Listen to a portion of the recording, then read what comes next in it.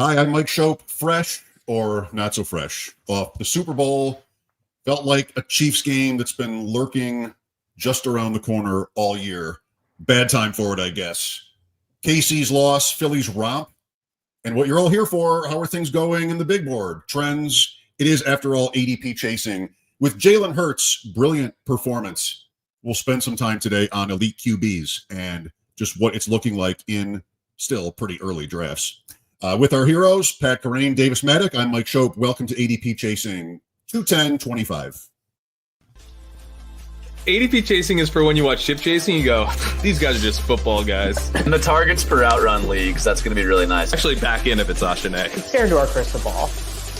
Close your eyes, all your entries are going to lose anyway. Yeah, that's fair. This is a Deuce Vaughn show. It's anti-cabal. It's the best ball thought leaders. I'm obviously lying to some degree because, I have a lot of both of these guys. It's the most disgusting pick you can make. But, man. Pat looking good. Davis geared up. Let's hear it. What have you got? Kansas City. They got their asses kicked, man. You can't show up to we have the best 22 starters in football fight and not play your best football. Had Mahomes been as good as he was against the Bills, they could have won. He wasn't. And you can't run at all when your running backs are Hunt and Pacheco. So there was no, if you have an okay running back, you can, Mahomes throws the pick six to DeJean, and then you come back and you're like, all right, we're just going to get in the trenches. We're going to run 4 plays in a row. We're just going to get a first down. We're going to kind of breathe. We're going to exhale. They couldn't do it. And shout out to Jaylen Hurts. Great player. There's been a lot of really dumb shit said about Jaylen Hurts, of which I cataloged and memorized all the Jaylen Hurts haters. They're all out there, and there's a very good team. Very sad, but you can't say that it didn't feel like, if there's any Kansas City fan that's like, oh, it was a bad game plan or Andy Reid did it, but no, the team was not good enough, and basically Mahomes papered over the cracks for 19 games. Yeah, I mean that drop by Hopkins was pretty. I mean, it definitely cemented what was happening. It didn't really change anything, but it was still just that's a good summation of what's going on. You finally get a good play, and just a wash. DeAndre Hopkins can't secure it. And then I think someone on Blue Sky had the actual NFL Next Gen dots of how the expected yak on that play is 80% catch rate. Might have been Barnwell, 80% catch rate, and a lot of yak, 20 plus yak after the catch, and just nothing. So, yeah, I mean the only first play of the game was to Juju Smith-Schuster. First play of the game was to Juju Smith-Schuster. I mean, I feel like that effectively summarizes the season. I think, let's just be honest. Let's be really real about what happened. The Chiefs' ability to win a Super Bowl basically died when Mahomes did a nuclear bomb on Rashee Rice's knee. There was really no way they were going to be good enough. It would have been an all-time luck run out, I think. I don't know. I think they could have beat a different team. It's that the Eagles' defense is so sound. Good. Yeah, and the defensive line for the Eagles. I mean, I would have been curious to see how I would have been rooting hard for the Lions, but I don't know if the Lions would have beat the Chiefs because of how banged up they were, up front. To have the ability to sack Mahomes repeatedly, that's difficult. That's a really, really difficult thing to do. And then that pressure leading to turnovers. I mean, that's really, to me, the big story of what we watched. And the Chiefs whiff on 2 tackles in a row. Kingsley Suamatia. Kingsley. So they take him at 63. He can't get on the field. He's terrible. They couldn't even get last year's 3rd-round pick, Wanya Morris, on the field. They try and play him this year. Can't do it. Stinks. Wanya Morris got so bad that they then have to move Joe Tooney, he used to be a center. Then he was a guard. They move him to tackle. He kind of holds up and does okay, but he's a guard playing tackle. Is there a term for that? Hitting the cycle kind of term for if you play all 3 positions as a starter in the NFL? That's pretty cool. I mean, basically, if you catch a touchdown pass as an eligible receiver in that.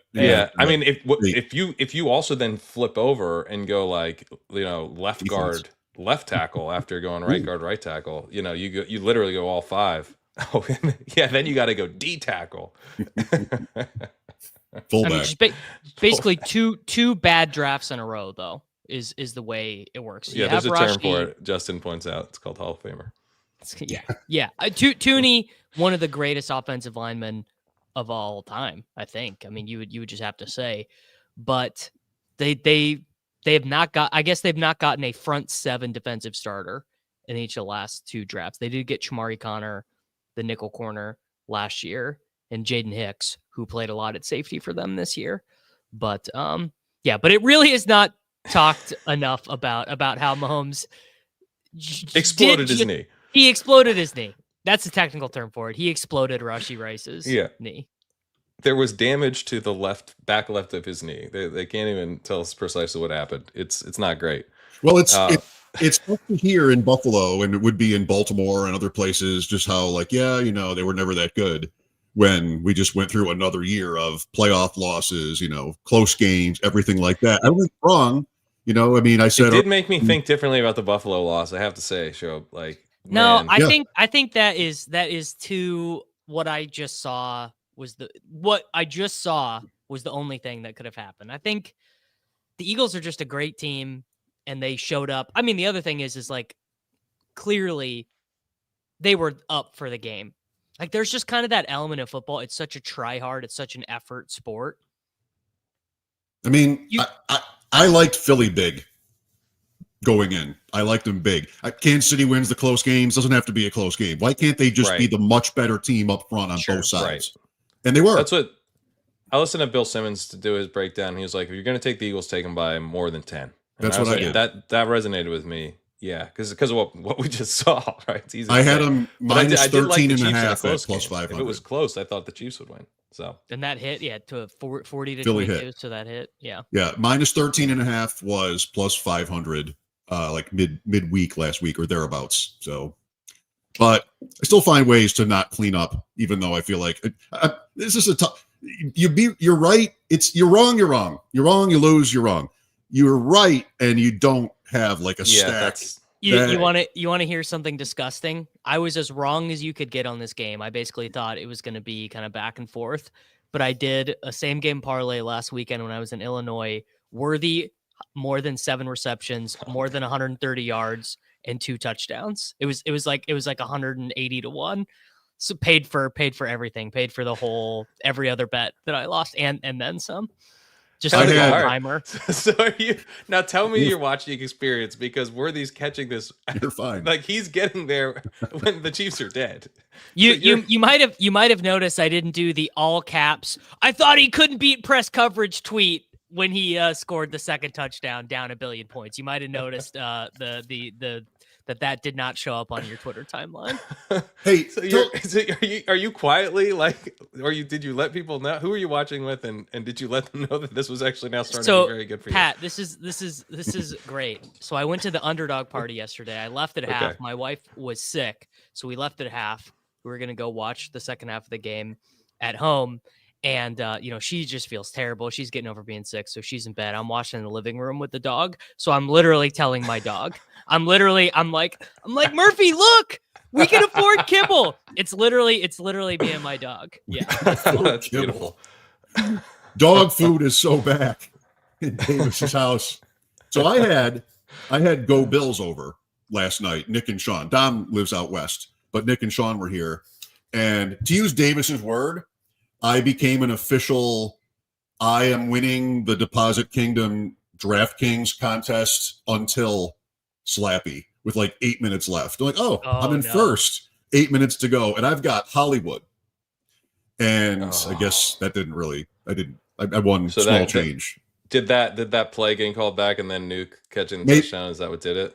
Yeah, maybe. Yeah. And here's Sean on the other side of the table who was like, I'm close. The Hopkins touchdown won him the mitten too. Wow. 37-5. So Sean won the mitten too. Wow, damn. I think he chopped first. So 37-5. Does that sound right? I'd like to one last little bit of playoff best ball bitching, then we can move on. Every player that my 5 most exposed players were in the winning lineup, but I didn't get. I got no teams there. Worthy was my most drafted player in the entire contest. I had over 30% of Worthy and got no teams there. Thank you. I mean, huge shout out to all the Lad McConkey drafters. Huge shout out to all the Joe Mixon drafters. I really hope you guys. Yeah, shout out to the Ertz drafters. Well, Mahomes was the gauntlet was taken down by Mahomes' team. That was me. I didn't. That wasn't my team, but remember we talked about it. Mahomes, Worthy, Hopkins, Pacheco, Barkley, but lost to James Cook and Zach Ertz in the semis.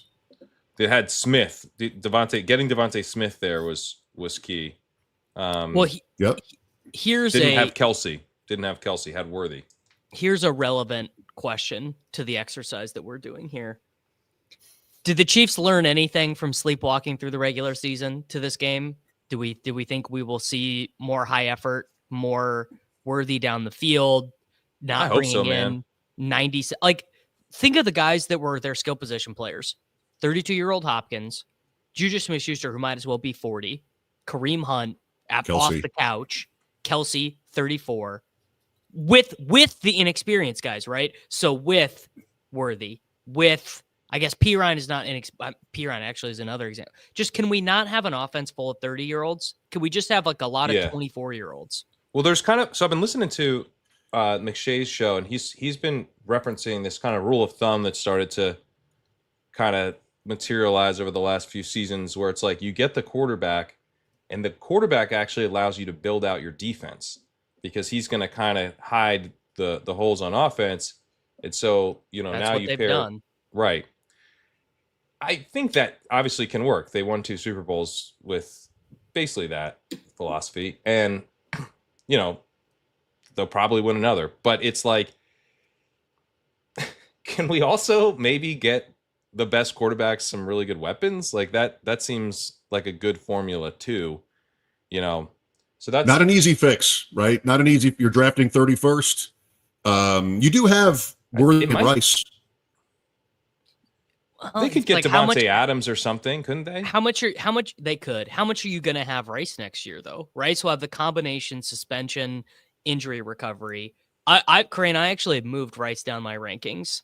I moved him down a little bit too, based on I was looking at Jeff Muller's assessment was more bearish than I thought it would be. Hayden tweeted some stuff out too. He said he looked into LCL stuff, and it's not as rosy. Because remember when he initially, when Schefter sent the tweet out, they were like, "Oh, actually, this is best case. This is best case," and it turns out it's actually not so much best. Well, case. It's not even just. It's not like a clean LCL. Like his Andy Reid said there was damage to the posterior lateral corner, which is like where a bunch of stuff is, and where your knee connects to your hamstring. So it's like not even clear that he only damaged. He was specific in saying he didn't damage his ACL, but it's not clear that multiple ligaments weren't involved. And I don't know. It's just kind of seems kind of messy. So yeah, I was thinking Rice was gonna be a big target, but we've moved him down as well. Well, of course, I don't have to tell you guys, but playoff weeks, by what the season Worthy just had on the heels of the season Rice had the year before. I mean, by the end of it, you loved having him. So I think it probably should end up there. I am preparing a nuclear level. Pete wouldn't even put it in his truth serum level take on Xavier Worthy. I don't know if I should debut it right now. I put it in the Discord. You don't know? We know. Okay. What are we doing up this early? If Xavier Worthy duplicates the Rashee Rice low target stuff that he had for the final 6 weeks of the season when the Chiefs got serious about winning games, and scores 5 touchdowns of a distance that he scored in the Super Bowl last night, 30, 40, 50 plus yards. What's the difference between him and Brian Thomas Jr.? Oh, okay. What's the difference, Pat? Not saying that's what's going to happen, but if he does the two things, the Rashee Rice role plus the deep shot targets. Yeah. Yeah. I mean, I think that difference is that I don't believe in his ability to consistently deliver the Rashee Rice underneath stuff. So I think the difference is that you're kind of living and dying by the weeks where he has those spike week touchdown weeks, and then when he does, now he has a ceiling, like a real ceiling. Because some players, it's like, oh, they're spike week players because they'll score a long touchdown, but that's like the only thing they do in that game, and so that's not really, doesn't even do that much. But when he scores a touchdown, he'll be paired with some other catches. If he's going 4 for 46 on the Rashee Rice stuff and then mixes in 5 deep touchdowns in a season, then you're looking at like 1,200 scrimmage yards, 9 touchdowns, which is like Brian Thomas Jr. Brian Thomas Jr. last year, but maybe not what he does in his follow campaign. Well, I see what you're saying. I'm not saying Brian Thomas. Yeah, okay. Obviously, Brian Thomas Jr. I think a better player, and the good friends in the chat who I do like. You guys are Brian actually Thomas insane. Jr. is good. You guys are annoying. I just I know the Chiefs got blown out. I know they stink. Xavier Worthy is a very big good difference. Probably player. skill. Brett. He's a very good player. He really is. About 50 pounds, another difference. People point out. I know I was on the clock. Let the man have it. Okay. I mean, if he consolidates the 2 roles, it's hard to say he doesn't have a ceiling. I mean, they could have a huge ceiling. Yep. On the clock last night with the guys playing poker, and I was up in the 4th round, maybe. Well, what should I do here? Then you get the bomb right there happen. The last touchdown to Worthy, like I think Nick said, why don't you just take him? So that seemed like good advice from a 2-time main event champion. That's what we did. We went with that. I've already taken him 3 times today, so I'm gonna start drafting more of them. I mean, that was nice. Like, you're like, why don't you do that? That seems like a good thing. Yeah, to do. why don't you guys just run that play more often? Yeah, it'll come down to whether they need it. I mean, they didn't ever need it. You have this in fantasy all the time. Minnesota's defense gets good, and Justin Jefferson is capped. If they don't need it, what they need is the division to get better, maybe an injury. The adversity will bring that on. They never needed to do it until, I guess, last night when they were down 40-6. So it is tough, though, like because they won all these one-score games, you're like, oh, they don't need it. They can always just win a nail-biter. It's like, nail-biters don't always go your way. It'd be nice to grow my nails out. Yeah. What if you tried, because I think part of what happened last night is like they went in with a nail biter game plan and 100%. came out and it's like the Eagles were like, this is not going to be a nail biter, bro. Yes. And Pat, what else you got? Yep. And they didn't have it. And then like on the fly, like in game, they're like, oh, we could try this. What about this? They didn't have, they hadn't practiced basically trying to score a bajillion points. Yeah. They had not practiced being down 10. But you have Mahomes and the fastest wide receiver ever. Like, it seems like maybe they spent all season dicking around. Why weren't they, if you're going to dick around and not like try super hard, why isn't that including like deep bombs? Like, why would not trying super hard also include like Mahomes throwing some more interceptions because he's trying to work out? I guess they did in defense. Now I'm all worked up. They actually did do some of this, and Worthy was never near the ball. I want to point out something. He missed them. So, biggest sign to me that basically this was all held together by fucking paper clips, and it's actually a miracle they even got here. The 4th and 4 they went for. You've seen Mahomes convert that play billion times. Wide receiver runs the out, easy completion. Yes. Bang. Pat throws it a smidgen late and a smidgen soft because he doesn't trust Hopkins. Just doesn't trust him to win. Doesn't he? And so he's like, God, I know I have to throw this. A classic. That's fair. Yeah. Yeah. Absolutely classic. That's fair. But like, if you've got a quarterback out there who doesn't trust his guy, there's going to be a ton of mistakes. And that was just brutal. Good point.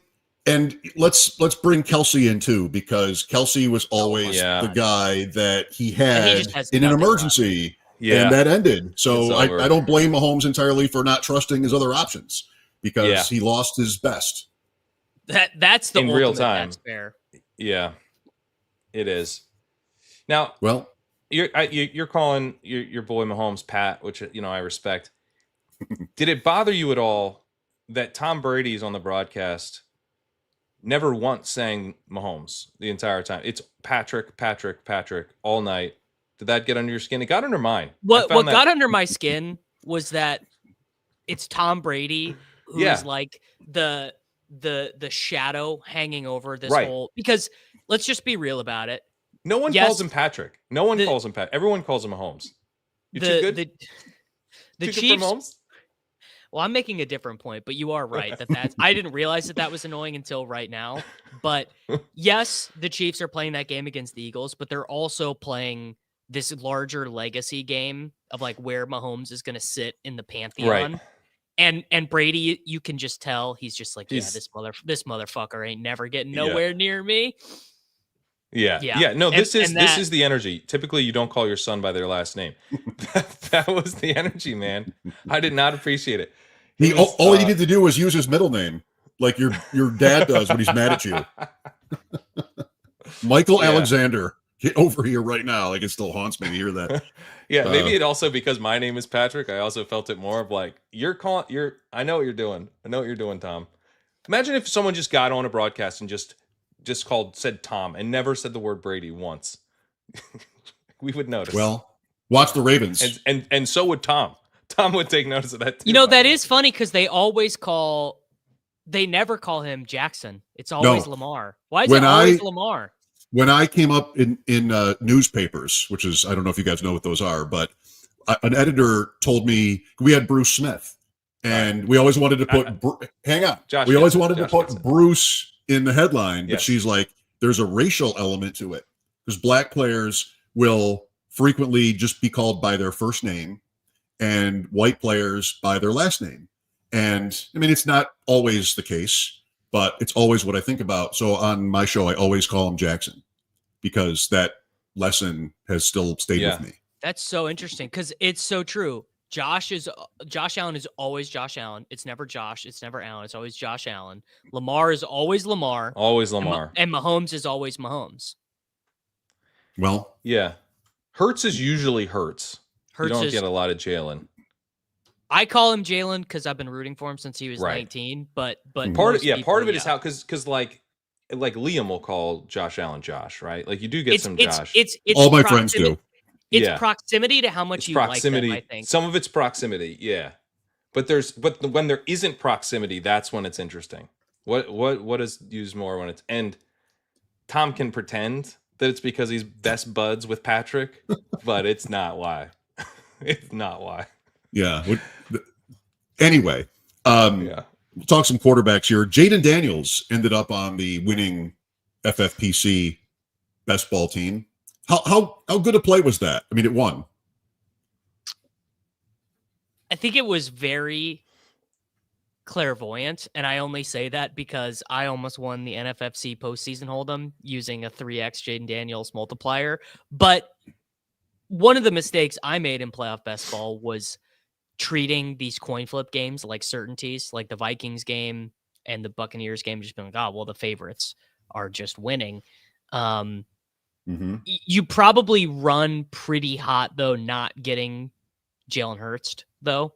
Like I think winning with Jayden Daniels, you run pretty hot.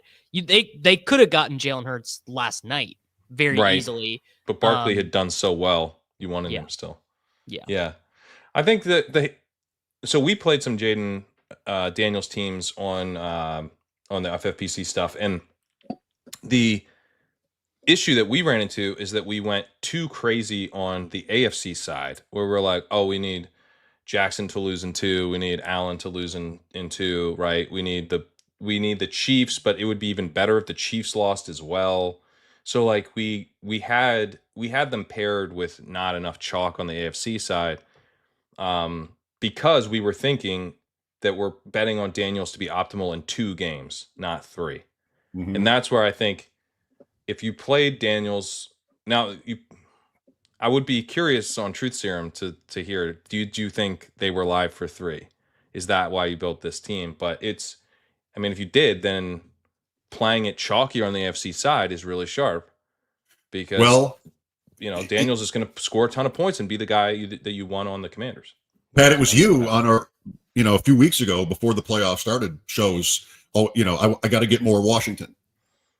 Yeah. And so Daniels and tight end was interesting to your last point. So what are you doing there? Kelsey by default or Andrews? Like Hawkinson was the tight end on the winning FFPC team with Daniels. So the problem with tight end was we don't really like anybody, right? And so Daniels, which meant no Ertz, obviously either, and Hawkinson, one game, was it even anything, ends up on the winning team. Yeah. The chat's still on the on the name thing. It's definitely not what's ever easiest to say. There is a racial component that I've never thought about, but it's very accurate. For me, it's always a proximity to how much I like them.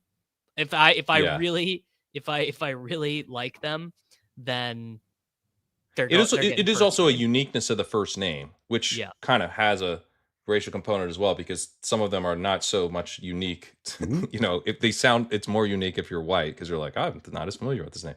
But Saquon is Saquon. Everyone knows who you mean when you say Saquon. So you can say Saquon, right? So they also know who you mean when you say Barkley, but that's right. They do know who you mean when you say Barkley. That's too. Yeah, that's always the last name. That's a good point. Yeah, always the last name. Right, but I mean, like Lamar, everyone knows who you mean when you say Lamar. Yep. So I think that's part of it as well. But yeah, it doesn't just something to think about. Tangle the knot. Yeah. Matt Barkley, Charles Barkley. We're just being very specific. What if they think you mean Charles Barkley? Oh, another great point from Michael. Great players achieve single name status. Like if you're really, that's true great, as well. That's true as well. Yeah. Or or LeBron. Like MJ was, less Michael. I guess I'd have to say I would use LeBron. I'm not usually calling him James. Yeah, Genty. LeBron. I would have to say that. Genty. No one says Ashton Genty. They just say Genty. Travis Hunter, though, a lot of people will say both names for Travis Hunter. Not Travis, not Hunter. Travis Hunter. Dion. That's annoying. Dion's a one-namer. That's annoying too when they do that. The full name. Some guys are full name always. Josh Allen is always full name. That's your guy. Yeah, he's always full name. He's always full name. Can be. Ashton feels white to me. The racial component comes back. That's why it's not Shenty. Speaking of Allen, or Josh Allen, if you prefer, elite QBs so far in underdog drafts. We've got graphics. Pat. Yes, we do. How about that? Let's pull those How up. exciting. Let's pull those up. This is not my work. Zach, this is for us. Zach. I don't want to say it wrong. Zach Lanners. Okay, so I have been saying it right. Zach Lanners. Yeah. This is our great graphics guy here. He just he just told us on the Lanners is how you say his last name. Oh, it's Lanners? I missed that. Well, I woke up this... right before the show, so I don't know. All right, there we go. It's Lanners. Yes, still talking names.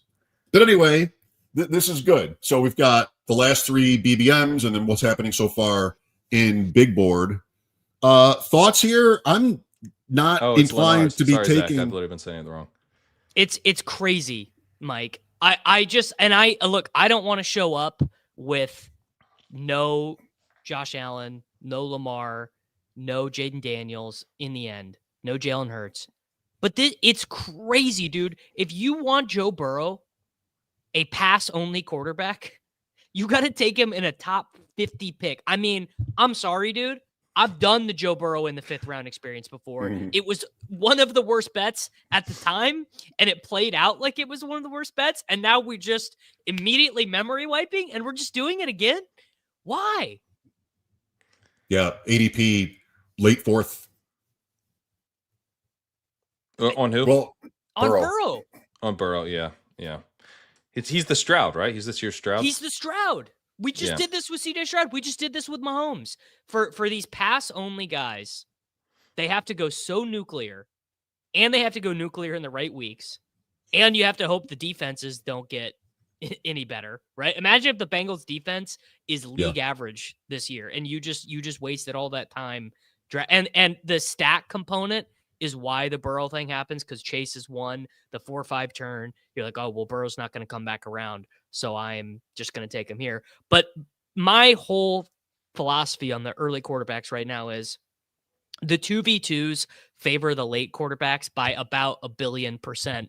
favorability because your 2v2 well, not is late round, right? Like kind of mid window. rounds window. 8 through 11. Yeah, windows. Yeah, in the window. Yeah. Your 2v2 is I don't know, let's call it James Cook and Kyler Murray, or Josh Allen and Jaylen Ward, or whatever, or Jaylen Watson. Jaylen Warren, my God, dude, my brain. Yeah, who's Jaylen Watson? Jaylen Watson. I was hoping you'd go Pacheco there because or Pacheco, sure. I mean, the 2v2 is insanely balanced towards the later quarterback. Yeah, it doesn't make a lot of sense to me, especially on the Burrow. I don't think Burrow's like even very draftable right now. Like you have to have him stacked with Chase, and then it's like you kind of like, all right, like I'm gonna mix this in.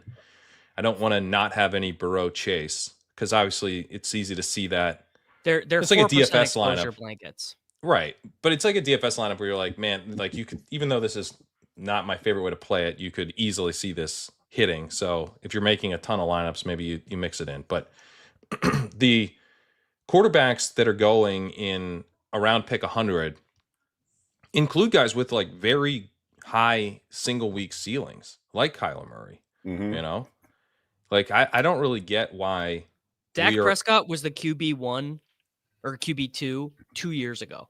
Yeah. Not even in like distant memory, like it just happened. We will get to some of these names. I just got to call my mom when we're done to tell her that I made it as the host of this show long enough to hear an exposure blanket reference. So that'll be a proud family moment. She'll be proud. Our next slide is the elite QB, so we can see these top four and talk about like sort of where they stand as we go here. Prescott is a name I wrote down because he was obviously not in the top 12 this year, being hurt and seems mostly forgotten about. Yeah. So obviously I want all these guys. Like I would love if you could just be like, all right, man, I get to just keep drafting the guys who are going to score all the points. But we also, I mean, Corinne, we see this every year in fantasy football, particularly in the games we play. These guys, like two of these guys on the screen will be great advance rate plays because they're just going to smash, and they're going to be stacked, and they're going to like, it'll be, I don't know, let's call it Lamar and Andrews. They're just like, Lamar scores like 24 points a game. Andrews scores 10 touchdowns, smash. Jayden Daniels and Hurts and Devonta Smith, whatever it might be, they giga smash. And then you get to the playoff weeks. Hurts has 1 week of 18, 1 week of 31, and 1 week of 22. And someone who got there with a Cam Ward stack where he scores 5 touchdowns in a game that doesn't matter at all. It just quarterback scoring is so flat. The bands are so tight. Yeah. It's between like 18 and 30 points. You are just creating such a small gap in the postseason weeks, not in the regular season. Jalen Hurts could score 100 more points than the quarterback 12, maybe, or 80 more points than the quarterback 12. But in the postseason, the weeks that we really care about, those bands just get tighter. And I'm not saying they're bad picks. I'm just saying from a perspective of what are my teams going to do in the playoffs? We've been doing this 6 years.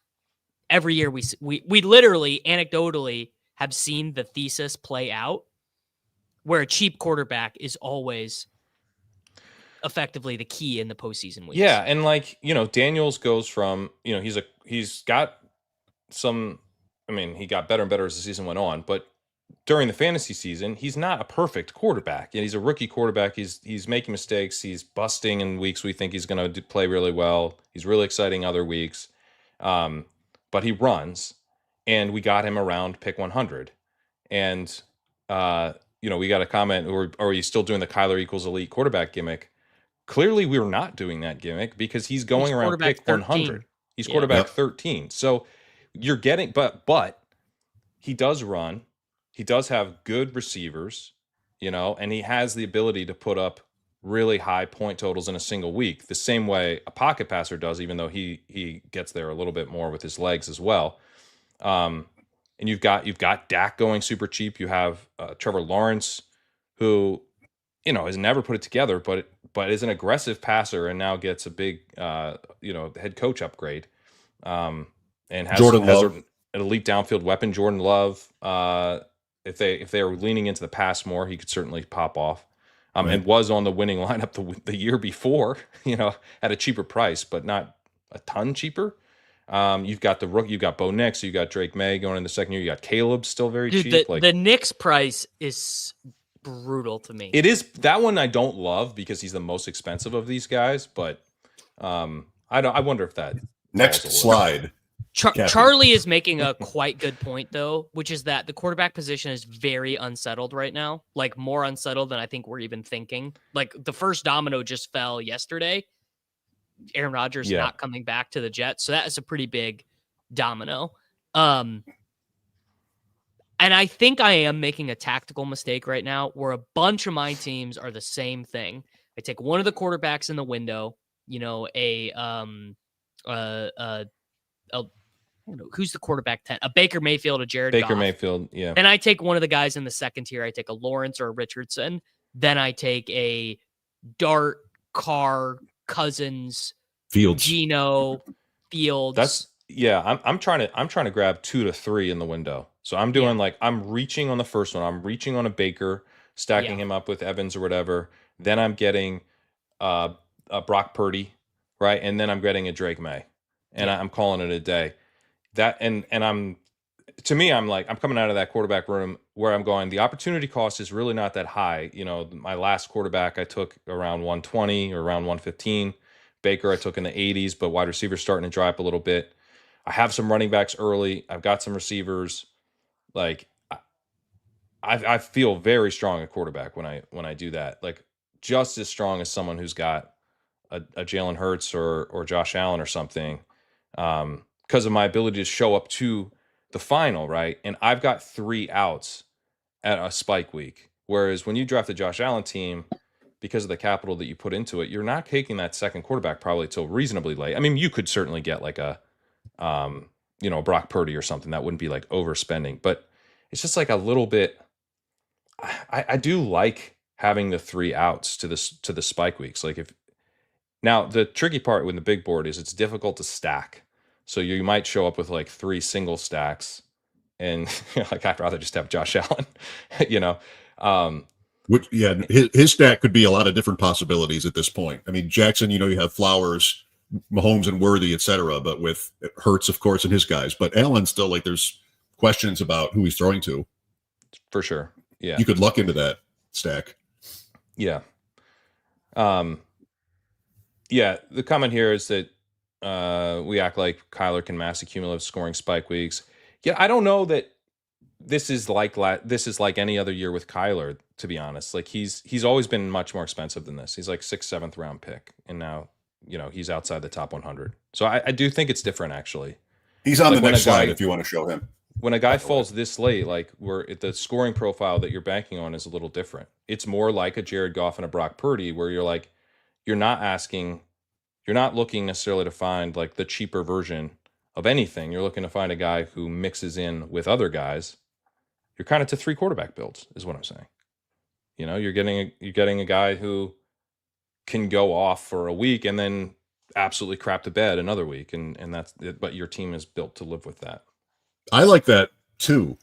A name we haven't mentioned, we've mentioned a lot of names here, is the one guy I think is definitely too cheap is Darnold. I mean, he is going to start for somebody. If it's not Minnesota, he's going to start for somebody. And, we've seen that there could be a real upside there. He's quarterback, I don't know, I looked earlier, 23? 27.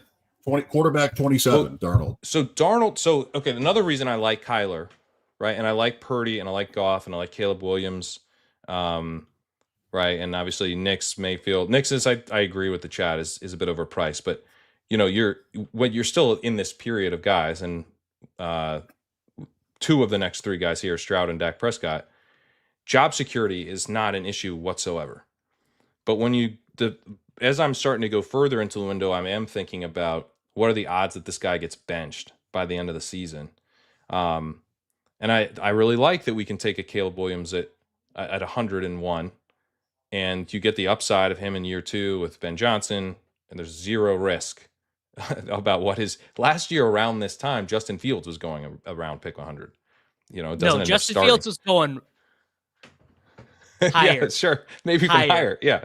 So you do around this time, you got to, what is creating the discount? And for me, I think Richardson is still a bit overpriced. Because this dude could easily not be starting by the end of the year. And Darnold, I think is tough because if he stays with the Vikings, he's probably not starting by the end of the year for McCarthy. And then if he goes somewhere else, he doesn't have O'Connell, and he could easily turn back into a pumpkin. And then, maybe that team's starting Jackson Dart by the end of the year or whatever. Maybe if Jackson Dart is starting the final 8 games of the season, I will be winning the big board. So I'm feeling good Davis about that. Is winning all the money. Let me tell you the biggest edge right now.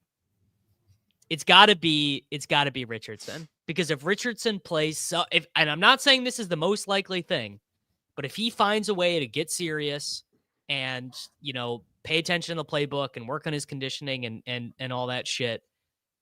17 games of this guy is going to go silly. Now, obviously, the reason why he's the quarterback 21 is the market certainly does not believe that is going to happen. Famously, Adam Schefter tweeted out the graphic for the Colts playing in Berlin, and Anthony Richardson was not on the graphic. The primary guy on the graphic was an offensive lineman. So that's a real wind horse situation. I think at minimum, they are going to bring in competition for him. Now, I don't know if that's going to be in the draft. I don't know if that's going to be, it could be Justin Fields. Dude, if Justin Fields goes there, then Richardson's basically undraftable. Fields is taking if he goes there, I will not be winning the big board, because that will have invalidated about half my teams already drafted.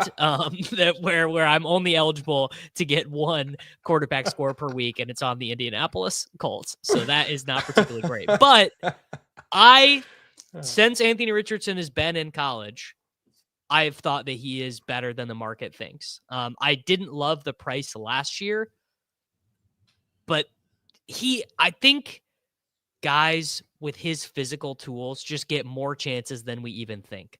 Like I don't know.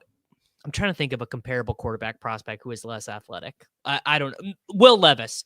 So let's say if Levis, but no, I'm saying if Levis got the personality things that were coming out about Richardson, he doesn't study. The teammates are saying he's letting them down. Not only would he not be counted on as a starting quarterback, they might have just cut him. They might have just said, you are not worth the headache. You are out of the building. But these guys who are around, Trey Lance actually is probably the best comp, where they just gave up. Right. Yeah. They just said, we're done. And Lance, for as good as he was as a rusher and as intriguing as the tools were, not even in the stratosphere of Richardson in terms of physical talent. Like, I actually not. And Richardson is honestly a much better passer, right? Like, Richardson has some beautiful throws. He's just erratic as hell. Erratic. Right? You cannot count on him, but like, Lance looks like he's throwing a baseball or something. Like, it's the motion super weird. He can put a ball in a rope, but it's like not. Richardson has deep balls where you're like, oh my God. So but it's a tough question. We've debated it before, who the right guy is for that competition in Indianapolis. It's not going to be Fields stylistically. I think it's Fields. I think he's in Pittsburgh. If he's not, I feel like they're too similar. No, I agree with you, Mike, that it's not going to be Fields, because I think he's going to be in Pittsburgh. But Dalton is one name. Dalton. But doesn't it make sense to have a like for like, so you don't have to change the offense every week? Yes. If you are like, oh, we don't really believe in Richardson. Anthony Richardson's short actually on Madden is 54. Was deep accuracy is 85. Dude, Madden gets it. With the throw power of 99. John DePodesta, I don't think his first name's John, but the Ravens guy, Eric DePodesta, just said they use... That's not the name either. DeCarlo? That's not it. Sorry. All right. The Ravens GM. DeCosta, right? DeCosta. Yeah, DeCosta. Eric. It's Eric DeCosta. Eric DeCosta. All right. So Davis, you went Moneyball there. There. I messed up. That's why I was doing that. They said they use Mad rankings in their evaluations. They did. Yeah. They did. The thing with Richardson for me is that, so I've been more in on Richardson than the market every year so far, but part of it is like, guys, this dude's about to get drafted 4th overall. Like, he's going to play a lot. Like, they're not going to bench him unless he's terrible. The bet is tilted to the upside. It's a risk. It's it's a risky bet, right? It's an uncertain bet where the market is taking too cautious of an approach because it's of the high uncertainty and not realizing that there's a ton of upside here. That's been my position with Richardson. What do you win when you win with Richardson is you might get the quarterback one. Yeah, right. Exactly. But now this is starting to feel like kind of a classic traditional fantasy football. 2 years ago. No, Lance 2 years ago. Remember we did this? We did this. Right, we did this. Yeah. It's season long versus best ball to me. And some, like, if you want to say I'm taking Anthony Richardson at 140 because this dude might be an absolute smash at quarterback. And what if he only gives me 3 or 4 weeks? Like I'm gonna know when to start him, right? And he's just like way better than any other quarterback I can get at this price. I'm gonna take this discount and use it. In season long, I think that makes a ton of sense.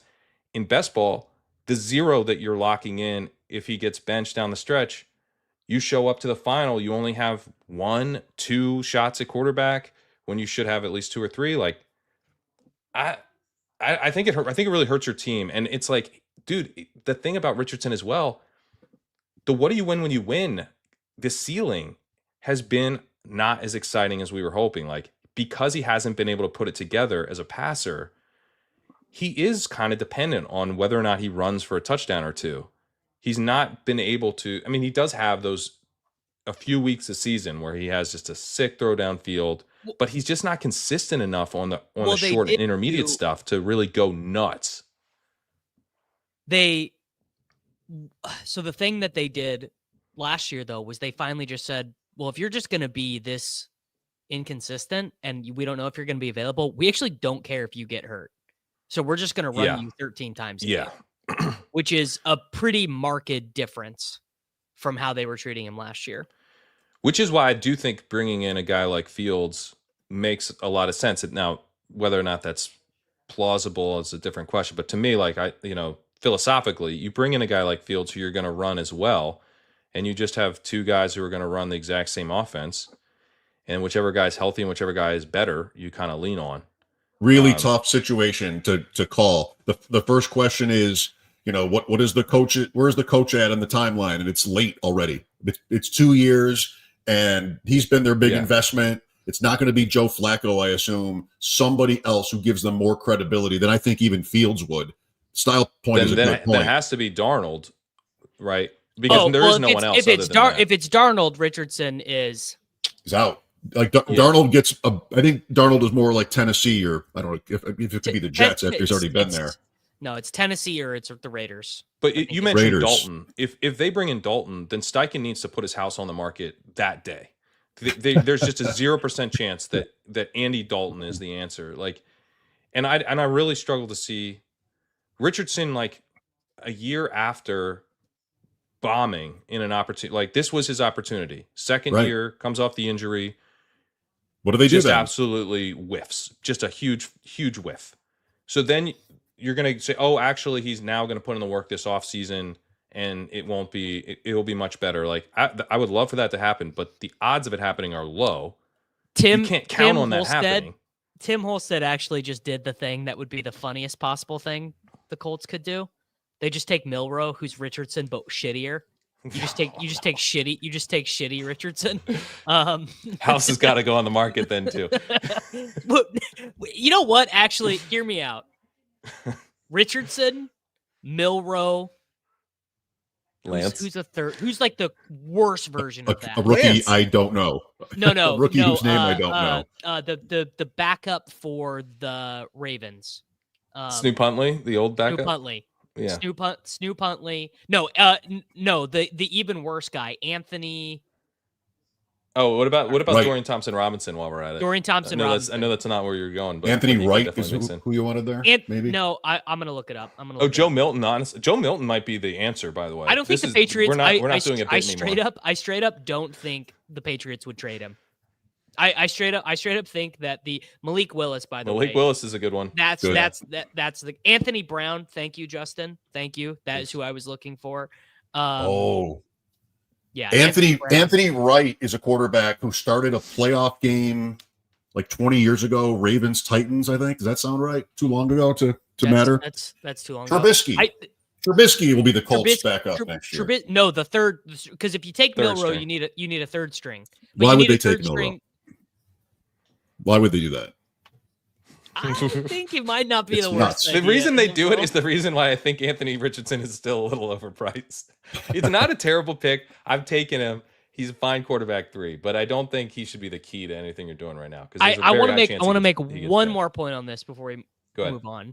The big board is so top heavy to the point of like almost being laughable that I'm like maybe even being less risk averse than I normally would be, of just being like, I'm going to lose money 99.99999% of the time in this tournament as a max enterer. So like, I want to be trying to have like insane things break my way. Like what will the CLV be, Anthony Richardson in August, if their room is Anthony Brown and Trace McSorley and Anthony Richardson? What's his ADP? To be honest, though, I think we're seeing Trace McSorley in that like quarterback 11. You just described a season where we're getting Trace McSorley starts. Quarterback 11. We are just divorced, Corinne. And I'm not even saying you're wrong. We are just approaching this with different heuristics, which is fine. We saw Tommy DeVito this year, right? We saw Drew Lock, but first we saw Tommy DeVito. We saw them both in the same game once, I think. Daniel Jones is another name here. That's what I'm saying. Like when a starting quarterback just isn't it, and it isn't it in a way where like he's not putting in the work behind the scenes. He's tapping himself out of the game. He's not he's not running the right plays or something. Like the coach is like, I can't handle this guy anymore. I can't do this with this guy anymore. Which is what happened already with this coach and quarterback, and now they're running it back and like, it won't happen again. It doesn't matter who the backup is. If the coach is done with this quarterback and he's like, I'm gonna get fired, but I'm not gonna go out like this, then it will be whoever is on the roster that starts those games. Okay. Let's move ahead. One more topic. I feel like I'm gonna sort of. Well, I have been doing some of this, but I'll follow your lead. Can we wait real quick on the quarterbacks here? Because these don't go deep enough. CJ Stroud, Dak Prescott, Trevor Lawrence, right? You can't. Justin Fields, I think, is deep enough to where you're tacking him on so late. Love, yeah. You're at a point. I'm not taking a ton of the rookies, but you can piece together these 3 quarterback rooms very, very easily. And if Richardson's the third guy, that's fine, as I said. But having Stroud as your third guy, potentially having Dak as your third guy, that's pretty good. That's pretty good. Dak used to be a 7th round pick, 8th round pick. Love picking Prescott this year so far. Love it. Andrew Filipponi, Pittsburgh Radio. I talked to him on Friday. He says his prediction is Fields is the starter and Russell Wilson is not in the NFL. Ooh. Okay. Here we go. It's a evergreen. It's a show favorite. It might be the show favorite. Here's a game. A mystery wide receiver comparison. Who could it be? Who could this possibly be? I wish I didn't know any of it. I wish I didn't know any of it. There simply is no way to know. The slides are back, baby. There's no way to know who this mystery person could possibly be. The slides are back. Last 4 years stats: Jaylen, Waddle, Devonta Smith, and mystery man, Mr. X. Yeah. I mean, there's only one man it can be. Mr. Higgins. Yeah. Last 3 years. That's interesting. 4 seasons. Mm-hmm. Well, we do this every year. When T has a good year, he goes back up. When Waddle has a bad year, he goes back down. Devonta Smith is in the same place he always is. It's just relative. Well, he's in the same place he always is relative to AJ Brown. So if AJ Brown slides down, then you have that's to do a identical sliding scale far. Of moving Devonta Smith down. Clearly, the best click of these 3 is Jaylen Waddle, right? And I don't even know if it's that close, right? So Waddle, to be honest, I mean, I probably drafted Higgins the most just because you get like the what if he lands in Washington? What if he gets one of these landing spots? Like, I mean, he could also maybe go to the Chargers or something. Yep. Well, with the downfield T, number 1. it's almost more a positional thing where you feel it because a lot of times you take him when you have Barkley or Gibbs or Bijan or whoever. So you're like, oh, if I take another running back here, I'm dust. If I take Brees here, if I take Chase Brown, if I take Jacobs here, I'm dusted at wide receiver. So I gotta take.